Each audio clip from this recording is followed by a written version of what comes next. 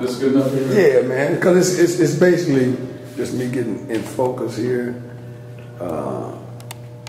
and just asking you a couple of questions. First of all, I'm here in Memphis at the compound of the Memphis FedEx Forum. Right, the FedEx Forum, and the brother in the screen right now is Dana Davis, and you're originally from Peoria, Illinois. Okay, now at what age did you realize that you had made that transformation from a boy to a man? Well, I'm probably going to give you an answer that's different than most. I think I'm still making the transition. I started at 16, I believe, when my father passed. And the things he taught me, I've still had those lessons that I learned from 16 to my present age of 56, or 56 in a couple of weeks, I should say. But at the end of the day, I think it's something you learn, and something that you grow with, all the time. So I don't think you master anything, but I think it's a growing and learning process. So I think I'm still learning, but I think I started at 16. What about your father has endured through you? And I say that in the context that he's no longer here, right? Yeah, that's correct. Okay. Well, the kind of legacy left for me was more mental than anything else. You talk about legacy, you talk about materialistic things. He didn't have a lot to offer me from that standpoint. But I'm grateful for the wisdom and the knowledge that he left for me to be a responsible individual, to always get back in the community, and to try to be someone. One little phrase or statement that he told me that stays with me 40 years later, that is, make sure your peers are at least at your level, if not higher, so that you will want to be better and grow to be better as you live life. So, we're in the administrative office of the Memphis Grizzlies. What's been your career path? How did you end up in this position? Actually, very uniquely, the person who was the president back in the day, his name is Dick Versace, who I worked for in college in '78.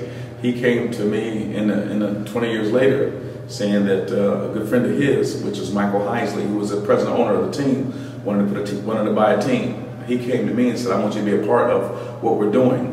And I think a lot of that came from when I was with him, working with him at 78. I did the right thing.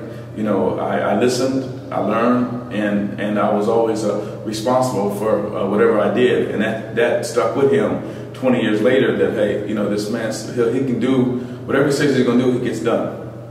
And that's probably the reason I'm here today. Now, you went to Bradley University. What did you study there? Business Management Administration. I was degree in '78. So when you left college, what was your first occupation? First job was to work for the university under Dick Versace for a year. I worked on his staff. He was a head basketball coach at the University of Bradley. Now, your involvement with Coach Lionel Hollins, what stands out the most in terms of your observations and interactions with this man, in terms of his manhood? Two things. One, that he's very, very active in the community. He has a strong will to give back. I think that comes from his childhood. I know a little bit about his history, but also, more importantly, that he was what I would call a man's man. And what I mean by that is whatever he says, he believes in. And he's going to tell you what the truth is. He's going to tell you what you might not want to hear, but what is needed to hear. And he sticks by that. And those are his morals and his ethics to make you a responsible individual. Now, I'm going to turn that around and ask of you the following question. In the last several years, you've had an opportunity to deal with very high-profile athletes. How have you commanded the respect of these NBA players and other entertainers like Boosie and all these other folks that you constantly deal with? I think part of it is, you have to earn your respect. I think if you do what you say you're going to do and are responsible and show that you're committed to whatever that cause is, whether it be, working with Bootsy Collins, whether it be working with the Memphis Grizzlies and having to deal with some at-risk players. Players, they know when you're serious and when you're really have their best interests at heart. And so I just try to do it through hard work, through being able to, whatever I said I'm going to do, be able to see that through. You know, see the final outcome of whatever I mentioned I was going to do, and most importantly, I think through different people. I think when you get that situation where they go ask somebody else, what about Double D? What about Dana Davis? And many times it comes back and some people say you have good credit, meaning that they understand that I get things done, and my source of people around me, surrounded by me, give me a good report, so to speak. So I think the word of mouth and the being able to use people who I've dealt with before to give me a good indication of what's going on. So, what is your range of duties and responsibility within the Memphis Grizzlies organization? Well, I'm a vice president of basketball operations, which encompasses everything in basketball. The basketball side, you have basketball, then you have business. Basketball is with the players and the product that we put on the court for the most part. Business does everything else to help you raise money and those type of things. I'm involved in everything on the basketball side except for pretty much developing talent or evaluating talent. Talent means when you draft players, who are you going to look at? Give me some insight of how this player is, or that player is.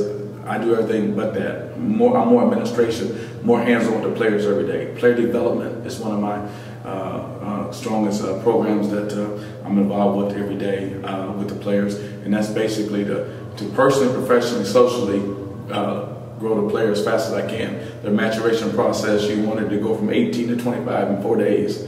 That doesn't happen, of course, and I'm being a little funny here, but at the end of the day, you want players to grow up at a fast rate so that they can understand what's going on the basketball court and how to deal with the fame and the millions of dollars that they receive on a yearly basis. Man, thank you so much, man, for giving us a sample of what I think, matter of fact, I know I want from this interview, and my head is spinning right now because I didn't really know how deep you were until this particular time, and I really appreciate you participating in this, and I want to be able to extend to you an opportunity when you come to LA, because I'll be able to process some other things that'll add even more flavor and fullness to this living example that you are presenting, that there are men out here who are accomplished, but at the same time very sensitive to their connection to the people who have came before them and after them, man. So thank you so much. Do me one more favor. On 3, look into the camera. Hi, I'm Dana Davis, and real men don't play. Hi, I'm Dana Davis, and as you know, real men don't play. Bet. All right, man. Thanks, man. All right. So.